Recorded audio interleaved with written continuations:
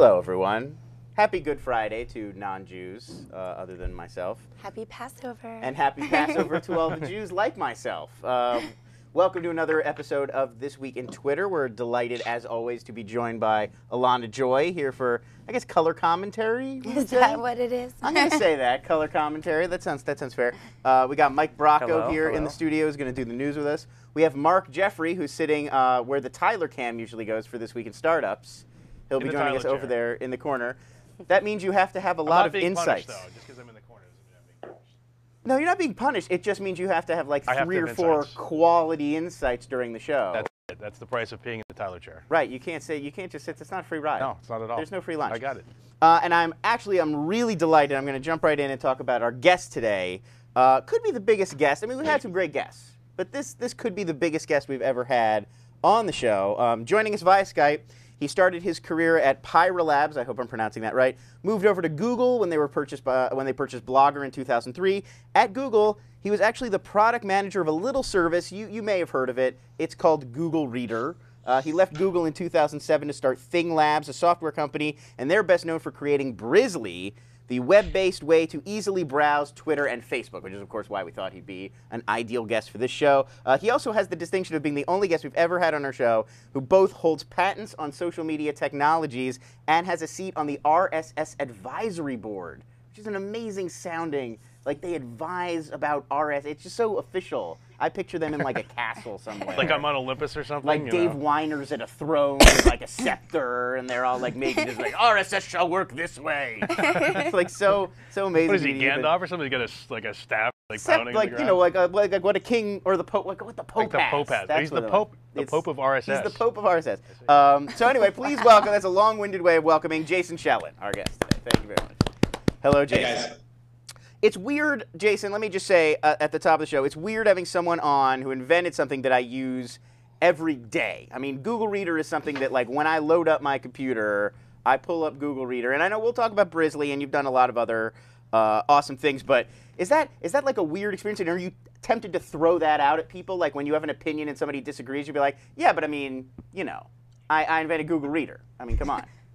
Right. It's not quite like winning the Indianapolis 500 or something, though. So it's maybe only impressive in certain circles, maybe among people who are as pale as I am. Right, but this is that circle. I mean, I couldn't name you who's won the Indianapolis 500, so you're in that circle right now, which must be a good feeling. I'm just saying. Take a moment to appreciate it. Right. No, I mean it's been fun, and certainly a long road from Blogger to Google Reader to now working on things with Twitter and Facebook with Brizzly. Mm-hmm. So every once in a while I do encounter a person who has not heard of Google Reader or some of these things, and am humbled by having to explain exactly what all of these things are, and then that brings me right back down to earth. It's like, no, when you read blogs, but you don't want to go there, and forget it. Exactly. Yeah, I'm done. Okay, so we just to fill you in a little bit how we do the show, I definitely want to talk about Brizzly because I'm a big fan, and we all have questions about that. But we sort of jump in a little bit with just sort of general discussions. The first thing we'd like to do, the tool of the week. Obviously, Brizzly, a great tool. We'll talk about it at length. But we have Mike has picked out another tool that he wants to discuss that I tried out yesterday, and I have some thoughts on. So let's jump into the tool of the week. It's a pretty cool tool. It's called Feedera. It's FEEDERA.com. Mm-hmm. And basically what this does is it gives you an email digest of your tweets on a daily basis. So, you know, if during the day you miss things, you want to sort of get a big picture about what happened during the day. It sort of aggregates all your activity from your friends and presents you with tweets that were most retweeted among your friends. So it's kind of just tweets within your social graph, sort of a summary of what happened. It includes pictures, videos. It sort of breaks down stuff by tweets, pictures, videos, and music, and it just sort of puts it in there in a nice, concise digest. So it's good if you just want to check in at the end of the day, make sure you didn't miss anything big between your friends. So it's a pretty cool tool. It basically OAuths to your Twitter account, so that's how it connects. And you can even do it for lists, too. So if you just want to have it for a certain list, whether it's your list or another person's list, you can get a digest of just the tweets from that list. So it's a pretty cool, neat little tool. Yeah, I have some issues with it. It is pretty cool. You can go to my screen and actually see my Feedera right now. I signed up last night, and this is actually one of the. Can we not go to my screen? I don't know. Can they go to the screen, guys? There we go. All right, so this is my Fidera. The weird thing about it, you have to sign up and then wait like 5 hours. It was crazy. Yeah, it has to index everything. To index things. So I thought when it got done, I was going to have this like amazing repository of every kind of knowledge about my Twitter feed because it must have been going through so much. And then what you get out, I mean, it's alright. Like yeah. it has some cool stuff in it. You know, a lot of it, I think, too much of it is weighted by intangibles. I can't exactly tell how they're deciding what things that have been tweeted in my stream are the most important. Right. They have their own algorithm. I know they say it brings in a lot of different stuff like how many retweets it has, how many followers the person has who retweeted it, how many @replies you got in the sort of hour after you tweeted it, all sorts of stuff like that. But I'm not sure the metrics really work out. Like I find that looking through it, I get a lot of Gawker stories I don't really care about, and there's so much that's missing. I mean, you're really you're getting this really narrow slice of what's out there. The other thing I was not crazy about, as you can see, every because I'm following the trending account to see what's trending, so every single one of the trending tweets ends up in my list, and it's like I like following them, but I don't really care. Oh, you can actually opt out specific users if you wanted to. Yeah, I think it seems like it would take a lot of curation, and I'm just not sure how much value do you really think this added for you? Like, were there things that you had missed during the day that you caught because Fidera sent them to you? I mean, it was mainly for pictures and videos that people shared. That was kind of, I think it's it's a fairly new product, so I think it's at the first iteration. But I think the idea, and I think a lot of people working on this, is just sort of to give you an inside picture into what's happening within your social graph. Sort of what's come out so far has been a lot of trends for Twitter as a whole, things for Twitter as a whole. But I think a lot of the tools now are bringing stats and metrics to just seeing what's going on within your social graph. So I think it's a good first step. Very seldom, though, are trending topics relevant to an individual. And so I would feel like I'm actually missing the things that are important to me. Well, it's not just. I mean, it's not just trending topics. I mean, you can sort of just piggyback on my screen. It basically goes through your feed and it looks for things that it thinks you're going to find particularly interesting from that day. So you can see it's obviously a lot of people that I follow are talking about the iPad. So it's got a lot of iPad. I follow Ann Thompson, who's a great writer about film. So it pulled her in. How does it know what you personally will find? Oh, I mean, it uses Twitter's API. I had to log in with Twitter to tell it, and then it goes through your entire Twitter sort of feed, and it looks for things that it thinks it's going to pull out for you. So it does tweets, and then below that, as you can see, it does, here are the photos it thought I would like to see the most. And I don't know exactly what this is based on. Yeah, that's what I'm kind of wondering. What is the magic by which it decides? They have their own very mysterious Google-esque algorithm of how they decide out of everything. Because I follow well over 1,000 people, so there's no way they're going to pull in every video somebody sent out. I would have the Trollololo guy 100,000 times. So yeah, it's using some sort of behind-the-scenes magic to try to determine what's going to interest me. It's not great at it so far. It's okay at it. So we really don't know how it's doing. It's not collaborative filtering so far as we can tell. They said, I looked it up, and they said they're going by 8 to 10 different metrics, and they're weighting them differently. I mean, the main one, obviously, is how many retweets, and it lists that. Okay. So you can see, if something got 100 retweets. So in a sense, it's human-curated collaborative filtering. Well, it's not human. It's a little bit human. Well, the retweets are, that's what I'm thinking of. It's got a dig, delicious element to it of, looking at what was sort of voted up by your community, but then it's adding all sorts of other stuff too, like that person's influence, @replies, and other sort of behind-the-scenes stuff. And it even said details from users' profiles, and that was very cryptic. So you need this if you missed a day on Twitter? If you missed a day on Twitter, I could see this would be useful. The other weird thing is that it's delivered to you by email, which seems like it might as well mail you something through the postal service at this point. I've actually been reevaluating the importance of email lately. Really? Believe it or not. I don't getting an email at the end of the day. It's like, hey, here's what was on Twitter. It's like, where you been, buddy? Where you been? It's 10 o'clock at night. What's going on? You can actually set it up as an RSS feed if you wanted to. Yeah, I think that would be better. It sounds like almost a reader for your tweets. What about you, Jason? Does this sound interesting to you at all? Like a sort of newsletter wrap up of the day on Twitter? Right, mailed to me, in parcel posts. A week later, maybe a glossy magazine of what my friends are trying to lose. Right, Twitter Quarterly or something. Yeah, exactly. So, I mean, this all sounds fantastic. It all has to do with a lot of the problems that we felt like we were approaching on Google Reader way back when. Right. And the core of what you want is you want to see the important stuff, and you don't want to see the things that aren't important. And so every engineer loves to solve this problem and wants to solve this problem for people. And so we've come up with collaborative filtering, maybe trying to take a stab at it ourselves. Google Reader now has a setting called Sort by Magic. It's probably the one that's gotten closest to actual magic at just showing you the cool things out of your feed that you should take a look at. But I think a lot of the core propositions behind some of these problems aren't solved by, hey, why don't you go in and rate everything first? If you do that, then the service has done a bad job of providing value first, and then like amazing you with or dazzling you with whatever they have going on. And so a lot of these early attempts are interesting, but when I hear words like influence of Twitter followers, I start to really stop listening, because really you're going to determine influence of people I've followed and determine how valuable they are for me?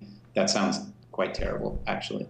Yeah, that's true, and it does seem like a lot of things are going to be left out that would probably be valuable to you, just because I mean, Cory Doctorow didn't retweet that one thing, and that's not necessarily like a mark of quality.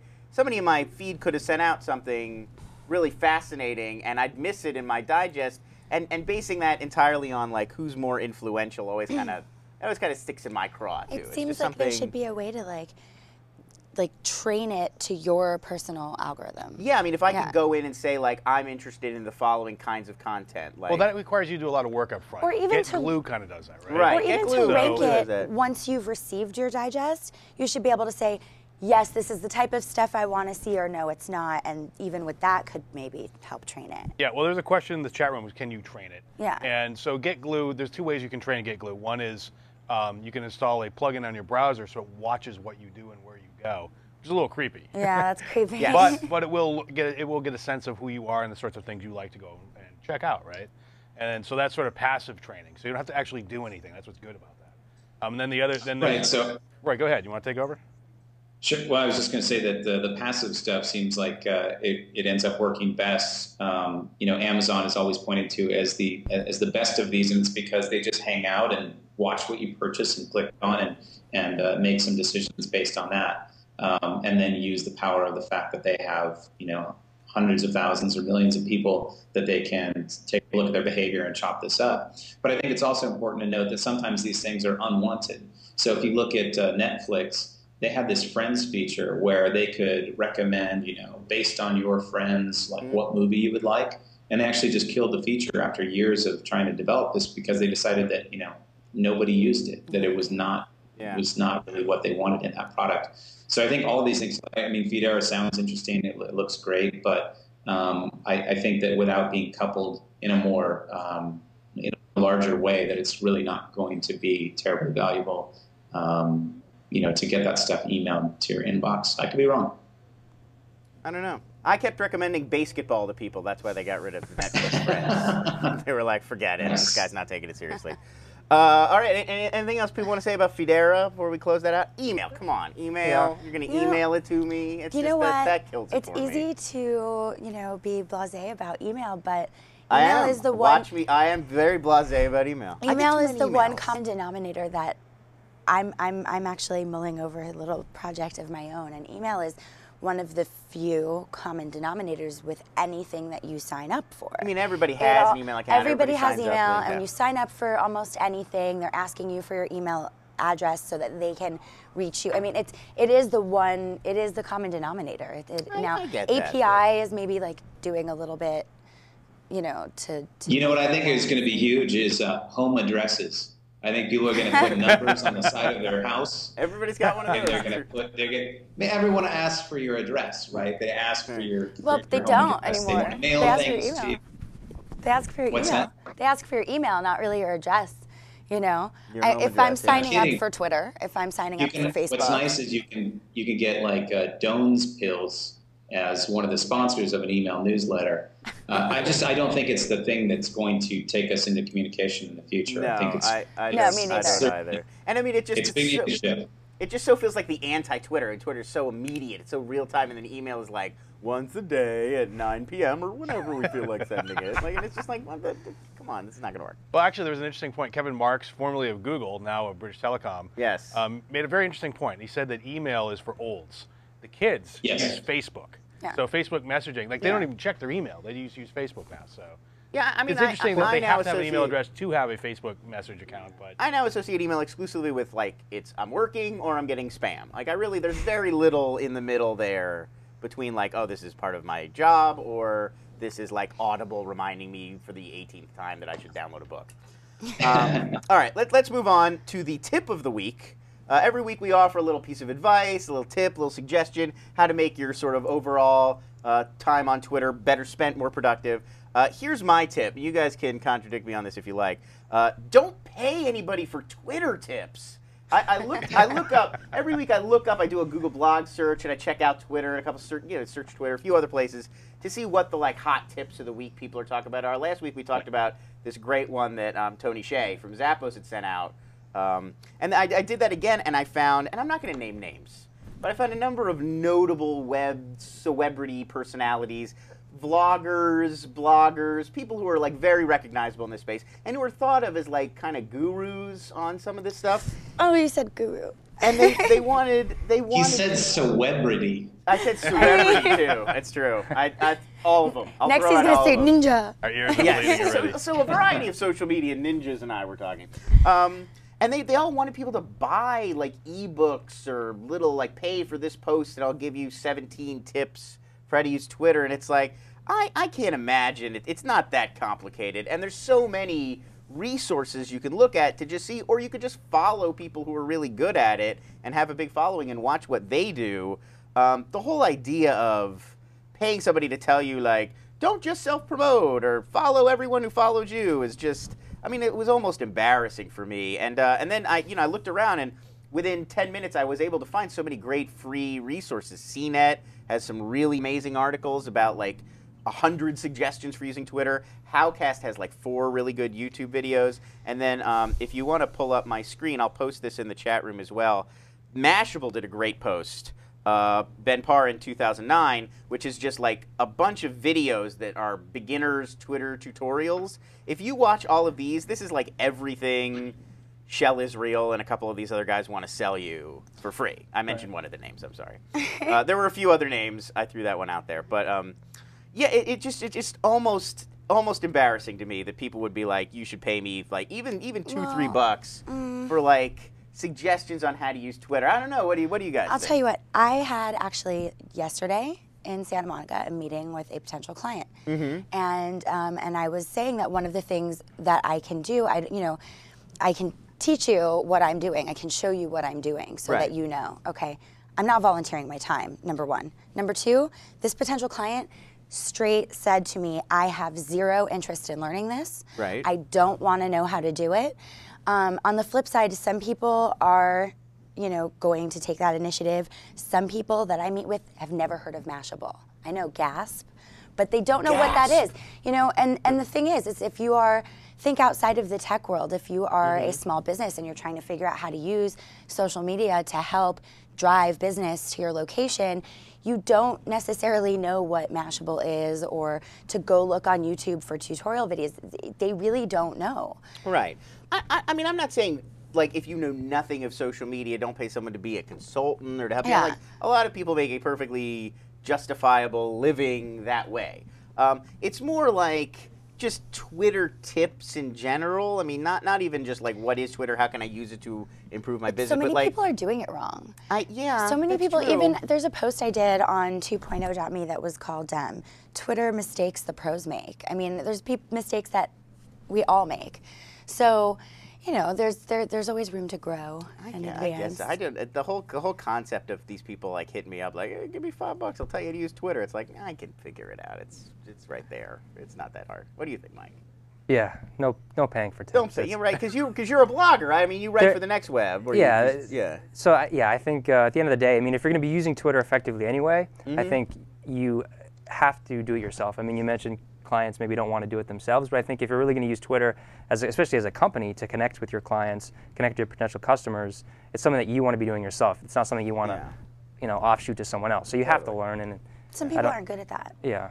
I mean, the real truth is, as someone who does that, and I think that's why I'm presenting this side of the coin, is that I do work with these people, and I am in the trenches with these people, and they really don't understand that it's, there's a difference between posting a link to your new blog post and doing it in a way that makes people want to click it. Right. And that's something that's hard to teach. Yes. You can say to someone, here you use Bitly and you can track your clicks, and here's those things. But there's parts of it that are kind of hard to teach that are truly the difference between an account that makes you feel personally engaged and an account that is a stream of links and facts and things like that. I think the sort of thing you do is you do like digital marketing consulting, right?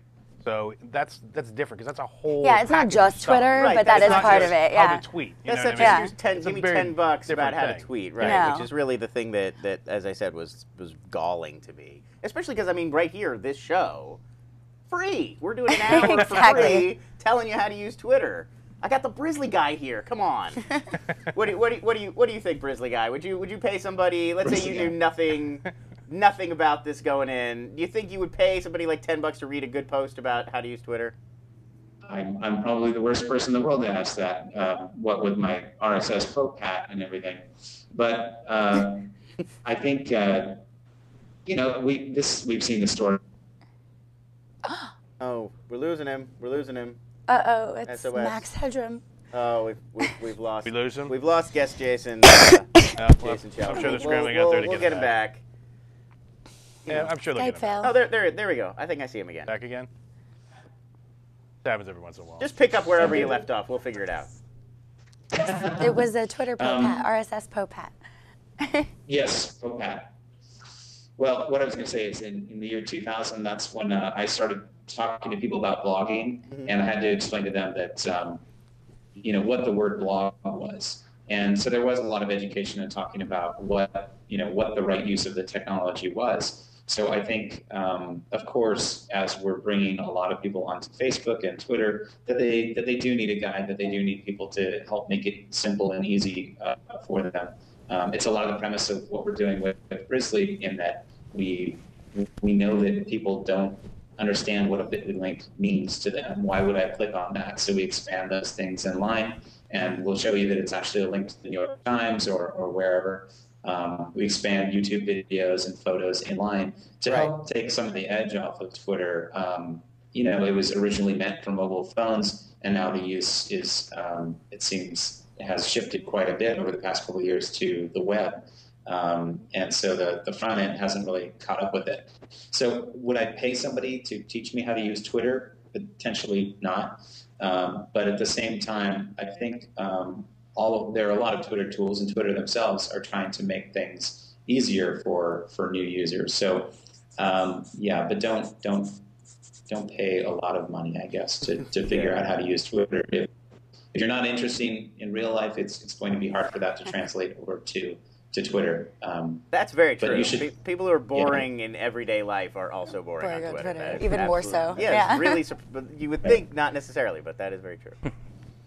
Let's go to the news with Mike Bracco. There's.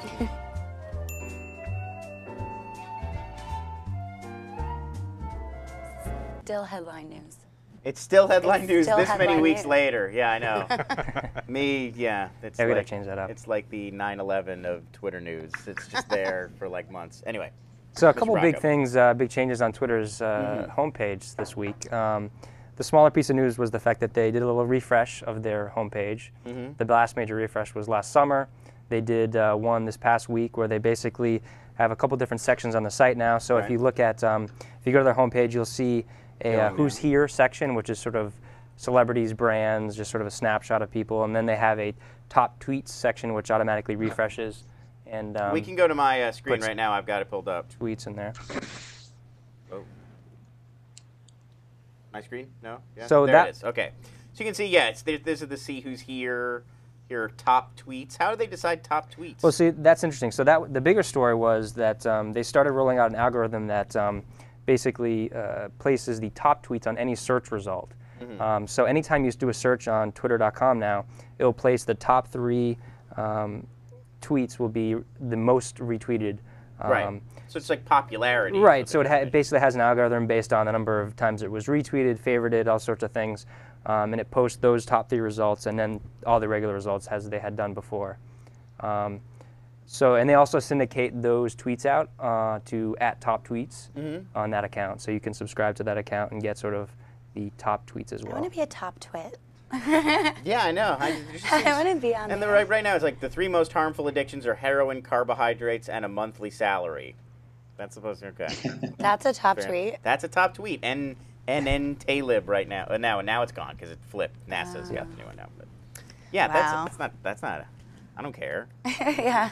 So what do you think about this? I mean, Carbs. That's disappointing. Don't eat carbs. Okay. This is, I mean, it was sort of inevitable. People thought they were going to do this eventually. How do you feel about the implementation of this? Do you think it's presented well? How do you? Well, I mean, again, it's sort of the same conversation we were having before. It seems like, picking something like the retweet as currency alone strikes me as a little bit arbitrary. Like some things, there's a clickiness to it. There's a predictability to it. Snark seems to be overvalued, I think, on Twitter. Like saying something in like a perfectly snarky way grabs people's attention and makes them go, oh, that's good, I want to share that. And that's great, but that's not necessarily like the most valuable stuff to me, like some guy's snark. But what if it is? What if snark is the most valuable thing to you, which it is to me?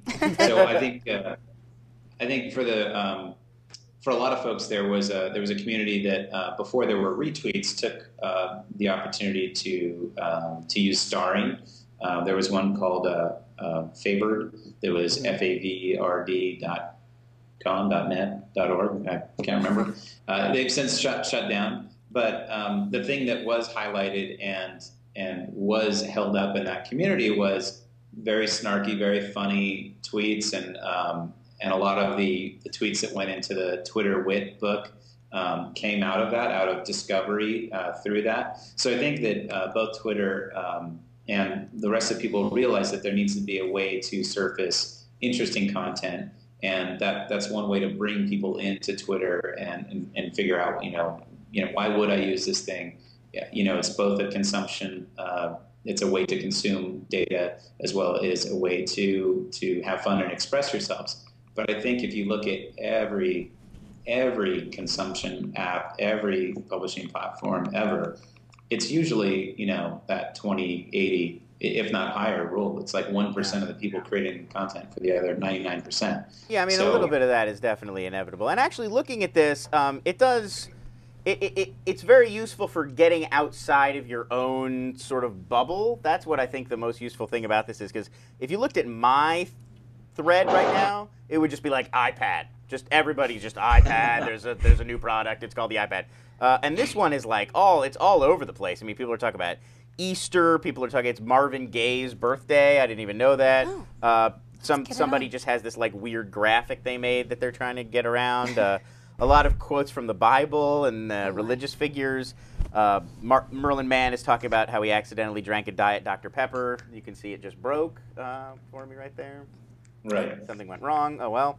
But yeah, so that is an interesting sort of concept with the top tweets, is that you can basically look at this feed that's showing you like, here's a little bit better than trending topics, like a cross section of what is really going on out there in the world. Maybe people who aren't just in your little sector of the community.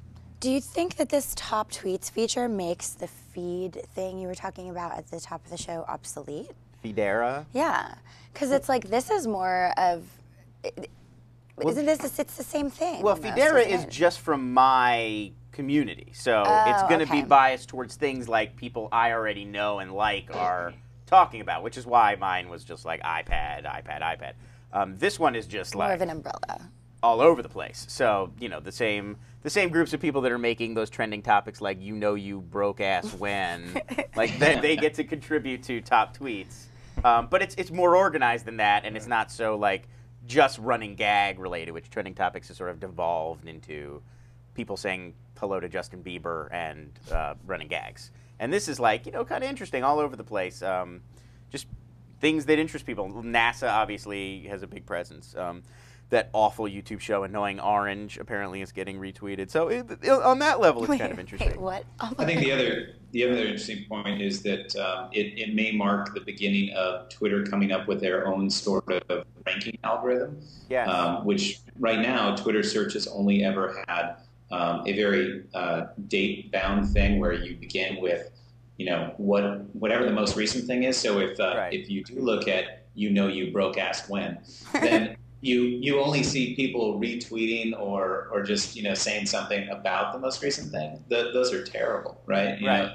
You get almost zero value out of those. You have to really page down to see anything interesting. But now, if they are actually coming up with a ranking algorithm to begin bubbling that stuff up, I think that's the interesting part that could be of value across Twitter search in the future. Definitely. And actually, we play a little game at the end of the show where I look at replies that celebrities have received and then quiz to see if people can guess the celebrity. And this would make that way better and easier to write. Because right now, all I have to do is just scroll through 100 pages of, like, what did this guy say to Miley Cyrus, and look for something funny. And if they could start ranking them by, like, here are the most interesting things people were saying, that would be that would save me some time on Thursday night, which is always nice because The Office is on, and I like to watch it. Right. That's probably on somebody's to-do list on a board over at Twitter right now, like make Lon's life easier. If not, it really should be, because who's helping him out more than me? No one. Right.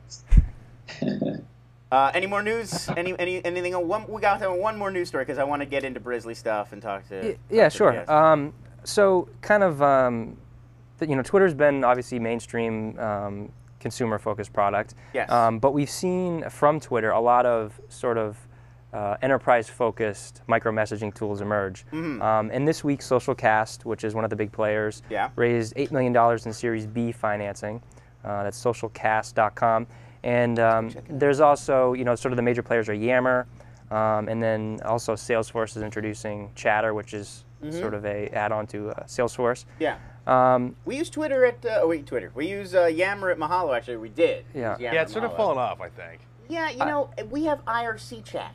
That's right. That's why. And IRC chat is sort of like does what Twitter does for a company. Like Twitter obviously has a million amazing, awesome uses, and I'm not trying to like knock Twitter, but like in terms of like I need to send this out to the people that I work with. Yeah, interoffice. Yeah, there's already IRC for that, and that it works almost for like it's got. Well, most people, it's a lot harder to set up IRC. Let's be honest. It's not, it is, but if you're in an office, you've got 40, 50, or if you work here 90 hours a week to figure it out, you could throw that. You can get colloquy going. I'm just saying, most people would rather set up Yammer than IRC. I suppose. I don't know. I've yet to be sold on the idea that I need, it's cool. I like looking at it and hanging out on there. And David Sachs, the CEO, always been a lovely gentleman. I don't want to knock his company, but I don't really think it's vital for a company at this point. I disagree. If you didn't have IRC, you would find it funny. Yeah, but we can agree to disagree, but that's what I think. So I think the interesting thing about SocialCast is they bought into doing something that not a lot of people wanted to do, which is they did the hard work to integrate with Microsoft Exchange and Outlook and all of this stuff and BlackBerry devices. And so I think they're going to be very successful in this area where people like, especially in our industry, like to just dismiss Outlook like it's not used by like tens of millions of people across the U.S. every day, right? Yeah. So do they have a better chance of succeeding than some new web thing that pops up? Probably. So good for them. Yeah, actually, I'm looking at on their site right now where they have a big thing on the front page, like look at all of our different integrations, and there is a lot there. I mean, they've obviously done a lot of work to pull this into places where people will really want it, which, I think we saw with Google Buzz, like where you show up for people and where you find them to bring them information is so important. I mean, the fact that it popped up there in your Gmail, the fact that you can just do this from your BlackBerry so easily, that really does make a big difference. Yeah, I've used SocialCast quite extensively for the Next Web, which uses it as the sort of collaboration tool for the blog. Oh, right on. And it's just an amazing, it's in my opinion, it's the best sort of micro-messaging tool out there. Amazing functionality, mobile applications, integrates with email, sort of like Posterous, where you can send to different groups just by sort of how you name an email. So it's a pretty cool tool. And I'm interested to see if Twitter actually migrates, possibly towards that territory if they want to introduce something at some point. So. And the one thing all of these things do better than Twitter is threaded conversations, which is like, how is Twitter still not? Beyond me, how Twitter's still not figured out. I agree. Threads so crucial. Because sometimes you'll miss the beginning few tweets of a conversation, Every single and then time you're like, I see somebody write back to somebody, and it sounds really interesting, and then I have to like do this Indiana Jones style excavation to try to figure out what the hell they're talking about. Right. It's maddening. It's like how is that not easily, to me, the biggest issue Twitter needs to deal with? Okay, so Jason, we start off the interview part with we've got sort of 5 questions we ask every guest. So I will throw them out at you. Just a little thing we stole from Craig Kilborn, I guess, although they're not as funny. So number 1, I guess, is pretty obvious because it's where do you access Twitter? I'm thinking I have a pretty good idea of what you use. But so basically, other than like, what do you see as Brizzly's number 1 competitor? Like, what to you is the most compelling Twitter experience aside from the one you're creating? Brizzly for iPhone? Is that fair?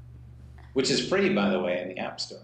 I would say that, we are actually really big fans of Twitter, Twitter.com. So we wanted to add a bunch more things to Twitter to see if we could enhance and improve the experience. But I think Twitter.com is improving rapidly, and they seem to be adding fun new features and trying things out. So that's always a good fallback. I'm trying to think of other folks who are doing interesting things. It's like not for me. Who do you watch? I mean, when you're looking for when you're sort of doing competitive matrices or thinking about like, how do I stay one step ahead? Sure. Well, I guess there's probably something to be said for the fact that we don't really have our eye on other Twitter clients as competitors. That for the most part, I think what we're doing is we're taking a look at how do we solve a problem for people. And I think the way that we think about that problem is, how do we make looking at your social stream or getting value out of your social stream and making it fun and friendly and all of that. So I think about it more from that standpoint. So I think, again, the people who are doing that well are probably Facebook and Twitter and folks like that, not, another 7-man startup down the street from us. Right. I think we have some fairly big aspirations about how to address that problem. Who has your favorite Twitter account? Whose tweets do you look forward to the most? There are a lot in the office right now. There are some folks in the office who have created some good fake accounts. I love the fake Twitter account. I'm very fan. A good fake account is always good. So we have employees. One of them is Delapo. Another one is Zach. And so we have Jazzy Delapo and Rappy Zach. Those are always fun. But I think going back a long time ago, since I'm friends with Ev and Biz and the first network of folks who I was subscribed to years ago were Ev and Biz and my friend Chris Wetherall, who is the co-founder of Brizzly. I still enjoy seeing their tweets on a daily basis or weekly basis when they have something to say that, I remember the first time Ev, he got in a car crash and he had already left Google and obviously started working on Twitter. And I know that normally that would have been a phone call, but it was kind of amazing that immediately the next time I saw him, we were already like up to speed and I could talk with him about it. So I think Twitter is still amazing for that like group of people who I actually know and it can, begin the conversation before we've even seen each other for days or weeks. Right.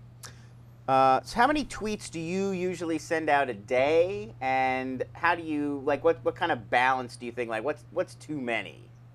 What's too many? Probably when I go to a conference, it's too many. Yes.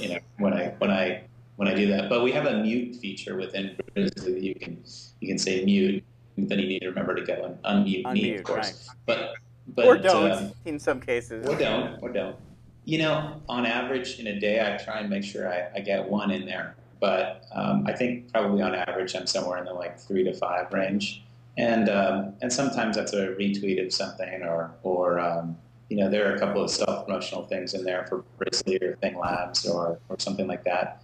But I guess it's more of a when the mood strikes thing. We don't, I don't try and schedule tweets or anything like that. It's and the other thing is I would say that my personal account, is much more snarky or trying to have fun with whatever's going on, and less about promotion of a thing. But again, I think I have a really weird account as a result, because it mixes business and being a goofball.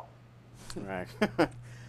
So let's talk a little bit about Brizzly and how it sort of came together. I mean, what would you say? What's your elevator pitch for Brizzly? If somebody's a fan of Twitter and you're trying to get them to like come over, try Brizzly, how would you sort of sell it to them in 30 seconds? Right. And I'm pulling up my Brizzly account right now so we can take a look at it on the screen. Right. We usually say, come for the images and videos and stay for the pie, or something. But really what we tried to do is we tried to make the proposition of using Facebook and Twitter easier and simpler, and more fun, really. And that's not to knock those services. We love those services, and our business is built on that. But I think the main elevator pitch is that we expand, shorten URLs. So if there are bit.ly links in there, those are expanded. You know exactly what you're clicking on. And yet we still send the click to bit.ly, so if you're counting links, that won't be affected at all. The other thing is the expanded photo and video experience is something to behold. You should definitely try it at Brizzly.com. And we can actually just go to my screen right now, so just there you go. Tell our directors. There you go. So yeah, you're able to see YouTube videos. You're able to see TWiTpics. We actually added photo upload as well. We host them at Brizzly, but if you're writing a tweet, you can go ahead and put your URL in there to have it automatically shortened. Or if you want to upload a photo, there's a button to upload photos directly there.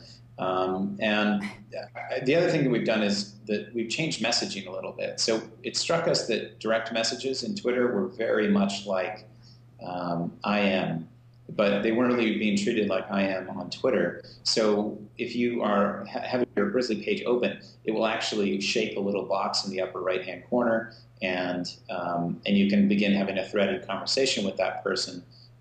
If you were to go to the left-hand side and say create a message and send a direct message to somebody, you could see that. There you go, almost there. But the really unique thing that we've done here is on the right-hand side, we actually show you what's trending on Twitter, but we've given our users the ability to add their own explanations for why that's trending. So it's very Wikipedia style, where anyone can write the explanation in there, and you can also rate it. You can say whether it's useful or not, but any Brizzly user can edit that. So we put some things in there to make sure that there aren't edit wars around that, but we, a couple weeks ago, launched something called the Brizzly Guide. So if you actually take a look at... yeah, we're actually looking at the Windows Phone 7 Brizzly Guide page right now. Oh, awesome. So we added the ability to add photos and links to that a couple of weeks ago. And we actually have what is kind of like a real-time Wikipedia for trending topics. Right. And we actually provide other related links and things on that page. And it's been really useful. And the thing that kicked off Brizzly for us actually was an experiment around content that was coming in through Twitter. Could we build an interesting looking site around the things that were beginning to trend? And we decided, well, actually everything looks better when you have that social stream alongside the content.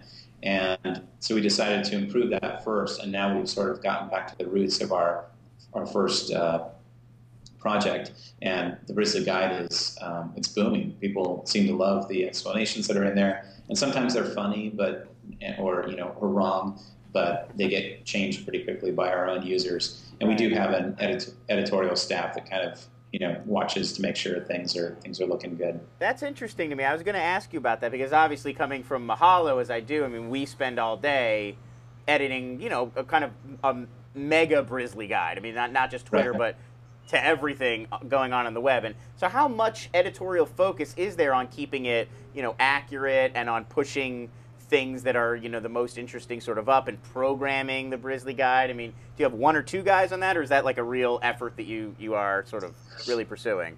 Oh yeah, it's absolutely a real effort. But the we have somebody in house who is our editor of the Grizzly Guide, but we're not super heavy handed with it. So we have somebody somebody else who's working with us on that in the United States. We have somebody in London who watches it sort of overnight while we don't have eyes on it. And we're talking about adding more locations and locales to make sure that we get great answers in those areas. But what we're really doing is we're letting the users decide what are good explanations. And that seems to be very self-policed and works well.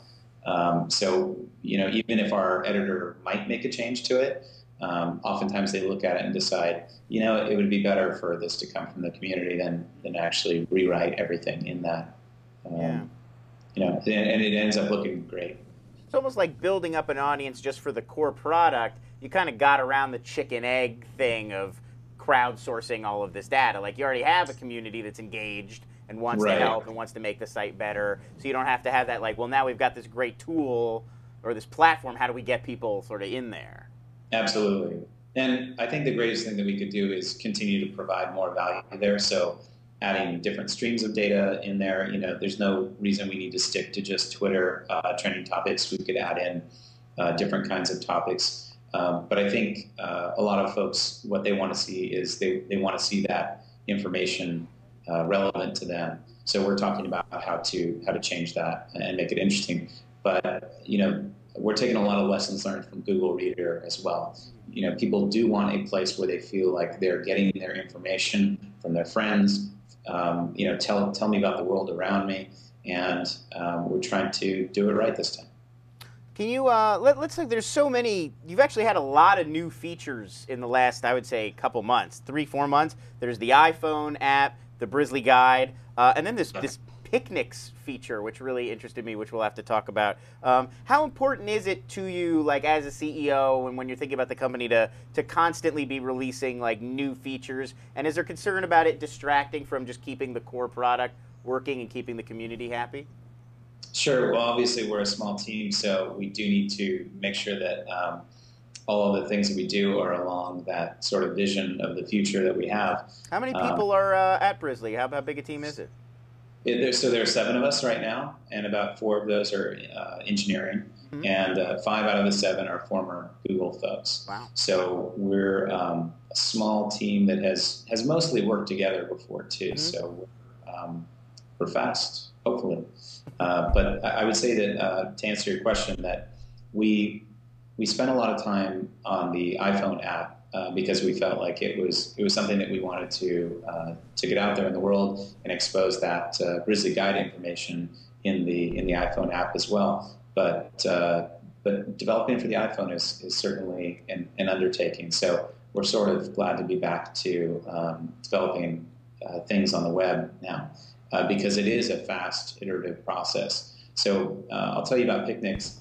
So we had the executive producer of the TV show House came to us and said, I have somebody who's using Twitter, and they get a lot of questions on Twitter, and they'd love to do a Q&A, but there's no threaded conversation on Twitter. Can you help us out? And so we took some technology that we've been developing in-house for a couple of months and reformed it into this way that Jesse Spencer, who plays Dr. Chase on House, was able to see a stream on one side of Twitter questions to a specific hashtag and add messages to his name, and click on them and reply directly to those different questions. You can actually see it. It's up at I think it's picnic.grizzly.com/JesseChat, JESSECHAT. And he was able to have that conversation. Now he also had his executive producer and director in there, who threw in a couple of questions, who linked to a couple of photos and videos, and using the same Grizzly technology was able to expand those photos and videos in line. So it made for a really engaging chat event, and we're definitely going to start running a few more of those soon.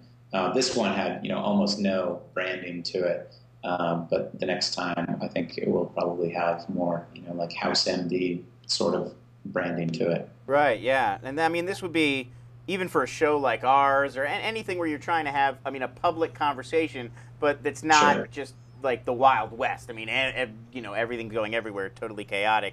It seems like yeah, like a public conversation, but that's very organized. Well, threading is the most impressive part to me, because even in a streaming chat, you could miss a bunch of questions, or you could answer a question, but 5 more have been asked since then, and people don't know what your answer is necessarily for unless it's really, really obvious. Yeah. And I mean, the integration, like the thing that sold me on Brizzly, not to get too sort of promotional or whatever, but the thing that sold me was the sort of the images and the videos appearing. And you could see right here on Picnic, I mean, having a conversation in a chat room where you can just have images, have videos just show up is really, that's like the next level. I mean, that's like IRC can't compete with that, because then you're having this sort of more engaged, more interactive, more multimedia kind of experience. Multimedia is another one of those buzzwords, but an older one, so I feel okay throwing it out there. I think what's the most appealing about it to me is that it really does seem like the most intuitive iteration of Twitter. Like, it, you know, it doesn't seem like other platforms that I've tried, it's too much. It's too much. That's why I've said repeatedly, I use Twitter.com, and everybody's like, really? You've got like 5 Twitter accounts, you use Twitter.com? Yeah, because I'd rather just log in. It's like, it's too much. It's too much. I don't want 80 screens that it's a scroll again. This is the replies, and this is the. It's too much. Well, some of them are definitely overwhelming. Some of those third party. But with this also too, I don't want to always have to download something onto my computer. I don't want to take up my computer's resources. I don't want to, you know. So that was another thing that just made Brizzly really easy for me. Yeah, and you can add, we support up to 5 accounts right now on Twitter. You can add up to 5 Twitter accounts and 1 Facebook account. And we're talking about what the next streams that we'll add to Brizzly are. And we have a lot of ideas about how to make that interesting. I think one of the things that we've resisted is doing like a friend feed style, like blend everything together. Right. Because we kind of felt like that wasn't really addressing the attention problem.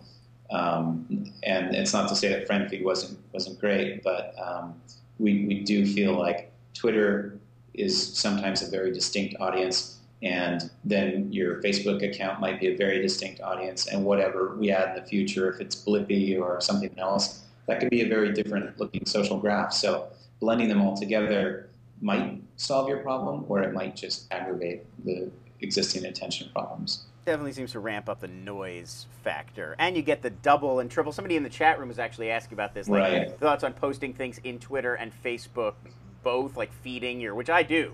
I feed my tweets into Facebook because I don't want to write status updates all day. Same here. Yeah, so then you get that issue when you sort of meld it all together of one person's tweet is going to go out 4 times because they have it to their blog and to their Facebook. And it seems like it would be an easy thing for them to just condense down, it, but nobody's ever actually but they're not. Sort of threaded that needle. Also, you know, friend feed, it was almost like come to this separate place that has nothing to do with anything you're already doing to check on a million things. Like, why? No, it's like, why change that routine? But if you're already centralized on Brizzly and you just want like a tab to just scan what's going on elsewhere, that would be convenient. So I would say the other issue that we've seen is anytime you take 2 communities or 2 social elements and pour them into the same bucket, it's not like, hey, I've got the best of both. It's you're creating something new.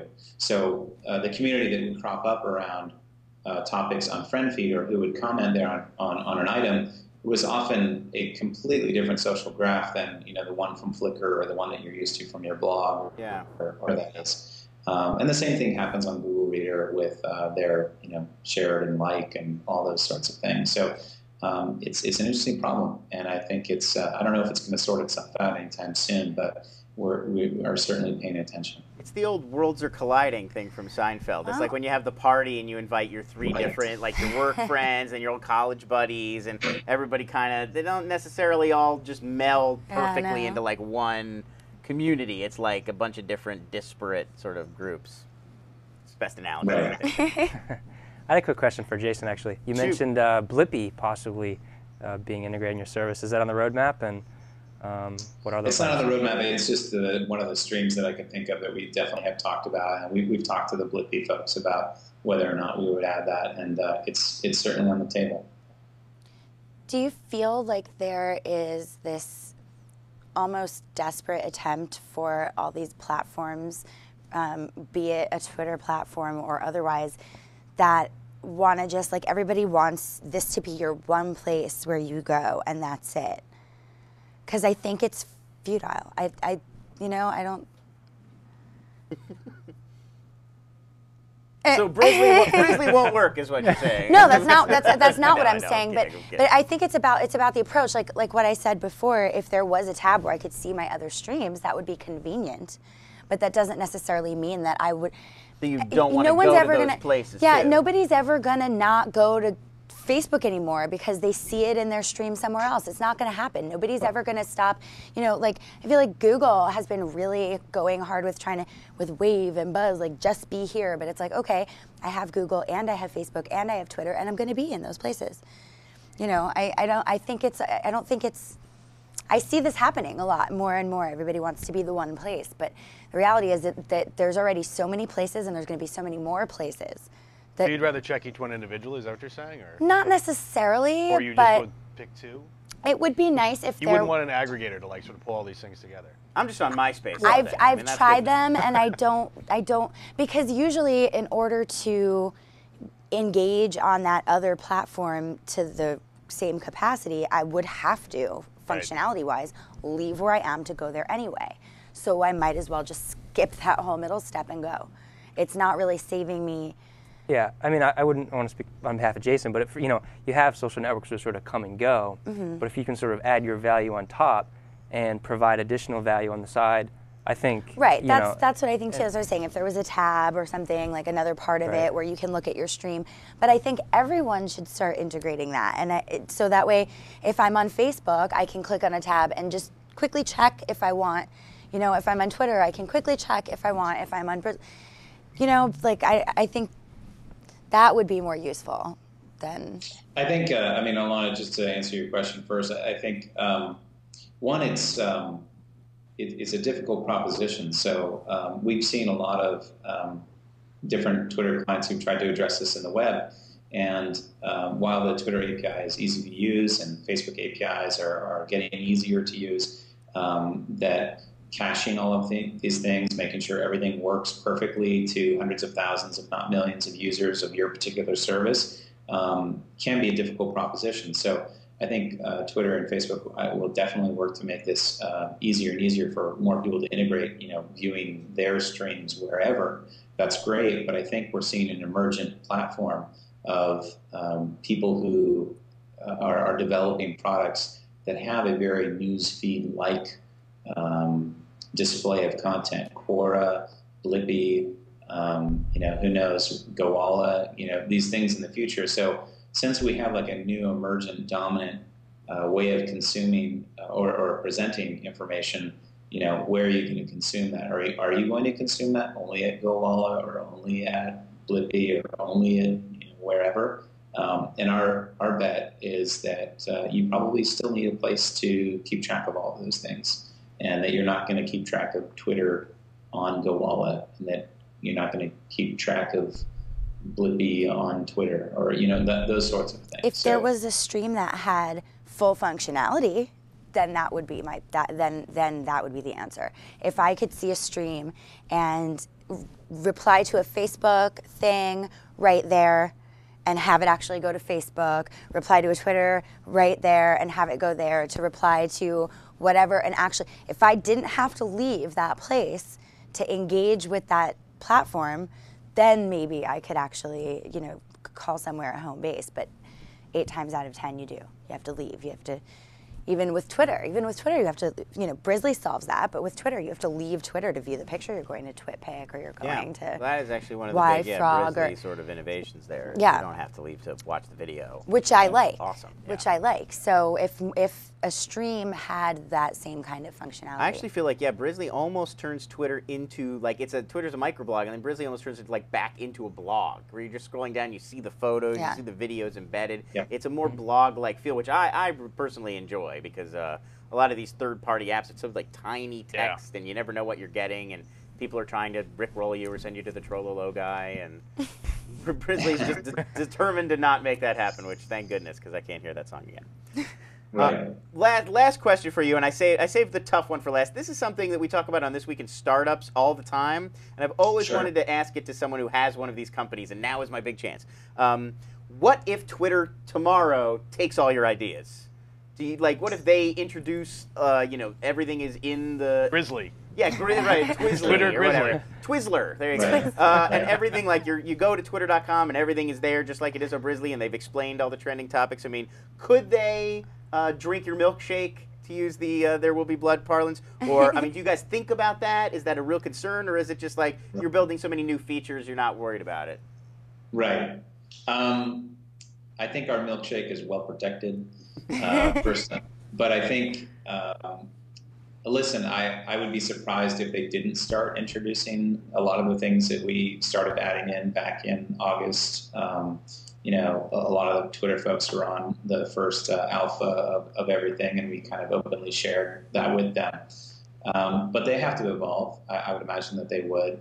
But, even if they did everything that we're doing right now, I don't think that they're going to add Facebook support. I don't think they have this great guide to trending topics happening within their company right now. I think there's still quite a bit, especially with the picnics. I don't think that they're going to be able to do that. So I think you're right to ask the question. If your core value is built on top of Twitter, then couldn't they just wipe you out with one master stroke? And the answer is, yeah, maybe, but I don't think we're there, and I think that we have a lot more tricks up our sleeve to continue on going. The picnics are very important to us. The Grizzly Guide's very important to us, and I don't see any rumblings around that anytime soon from Twitter. Yeah, fair enough. The picnics thing does genuinely strike me as like a real step forward in terms of having a discussion using this tool. I mean, it really what would be cool too is if you're DMing someone and you're because Brizzly's looking at the DMing as chat, and it is more like a private chat instead of a public chat. But oftentimes I'll find that I'll want to send that item to maybe 2 people. And I can't just CC and enter their name, and that would be great. Yeah. That would be sort great. of like a grouping. Or That one. That is one that like Yammer does do. You can group people and send things to just like 3 of them and 4 of them and whatever. Okay, let's move on because we're almost out of time. So let's move on. I want to get at least one celebrity tweet in here. Celebrity. Produced by Kenny Chen, that graphic, probably the finest work he's ever done, I would say. He's responsible for a lot of great graphics. Yeah, I want the whole show to have that vibe with him on vocals, of course. Okay, so the first celebrity tweet. Again, just to explain the rules to everybody, and the chat room as well, you guys can play. I'm going to give you 7 @replies. These were all sent to the same celebrity. Name that celebrity. Who are all these people talking to? Okay. Number 1. I kind of thought your picture was Bill Cosby. That's ZOMG Lindsay sent that one. Number 2. Just unfollowed you. The narcissistic egomania finally got to me. That's @BeardedYeti. Number 3. If I can help you with your music, just tell me because I truly appreciate. God bless you. I got this beat in my head. I'm going to spread it. It's got to be Diddy. I'm thinking Diddy too. I'm Diddy. Yeah, Diddy. Sounds very Diddy. I didn't even get to the giveaway, which is I thought I told you that we won't stop. I thought I told you that we won't stop. Yeah. So first I thought Kanye because of the ego thing, but he's not on Twitter. Yeah, no, Kanye, right? He refuses to be on Twitter. That's true. All right, well, we got that one so quick. I'll go on to the next one. So this is the last one of the show. This one you won't. This is not the first one. Is not useful to guess which celebrity this went to. It's just my favorite tweet that I saw this week because it's insane. It is April Fool's. What did you do for it? I scared my sister into thinking that her burger was on fire. That's from @Jake050. Amazing what people feel that they need to share with their favorite celebrity. You now have this direct line to your idol. And that's what you say. And that's what you said. I mean, it was completely amazing to me. I wanted to like print that one out and put it on my wall. Okay, I realize that's not a useful hint. So we'll move on. Number 2, dreaming that one day I could design costumes/outfits for you. That's from Kinetic Church. Gaga? Gaga? Lil Duval. Oh. Lady Gaga. Alana Joy gets it. Only one useful clue, and you got it. You're getting good at this. You're getting good at that. I'm gonna have to make it. I don't know if I've ever gotten one right before, actually. I'm gonna have to make this a little harder next time. I guess I made it too easy. Okay, so I guess that wraps it up for this episode of the show. Thanks so much to Jason Shellen. Thank you. CEO and co-founder of Thing Labs, the makers of Brizzly. Check it out at brizzly.com. Really cool service. Facebook and Twitter, both integrated. A great way to sort of look at what's going on your feed and sort of make it all much more sort of blog-like and user-friendly. Thanks to Mike Bracco, our newsman. Thanks to Alana Joy, my lovely co-host. Thanks to Mark Jeffrey. Had some insights. Had some reasonable insights. I had one or two. And as Jason is pointing out on the feed, please go download the Brizzly iPhone app. Is there an Android app? Is that on the horizon? Not yet. Not yet. Is that something you guys are thinking about, or no? Oh yeah, we're definitely thinking about it. Okay, cool. So yeah, check that out. It's in the App Store. It's available now. It looks like a little bear, and he's wearing like a little bird suit. So I just want to ask people to come check out our website or invite them to come at thisweekend.com. Right. We have many other shows other This Week in Twitter. So. Yes, and This Week in Startups begins 1 p.m.? 1 o'clock. So it begins very soon. We got to clear out of here so they can get going. This Week in Android comes up after that at 4. At 4. And we've basically got 6 shows that are active and running. We've got maybe 7 or 8 that are in archive. Well, Wednesdays is This Week in Cloud Computing. That's right. And Sundays is the Kevin Pollak Chat Show. Yes. So we've got a pretty robust lineup already. The Fonz is going to be on Henry Winkler is going to be on Kevin Pollak's Chat Show. He's right here. Barry the Fonz Zuckercorn will be sitting right where you are right now. Barry Zuckercorn. He's good. He's good. Arrested Development fans. Okay. So thanks everybody, and we'll see you next week on This Week in Twitter.